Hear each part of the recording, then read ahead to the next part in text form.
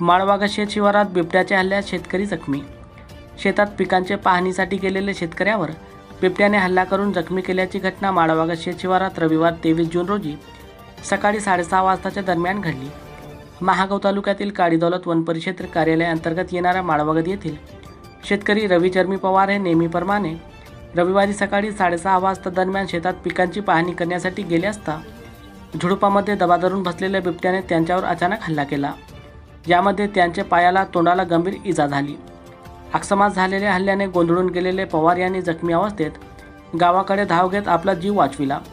जखमी शेतकरी पवार यांना गावकऱ्यांनी उपचारासाठी दवाखान्यात नेले व या हल्ल्याची माहिती वनपरिक्षेत्र अधिकाऱ्यांना देण्यात आली। सध्या खरीप हंगामाला सुरुवात झाली असून बिबट्याच्या दहशतीने शेतकरी वर्गामध्ये कमालीची धास्ती पसरली असून वन विभागाने बिबट्याचा बंदोबस्त करण्याची मागणी केली जात आहे।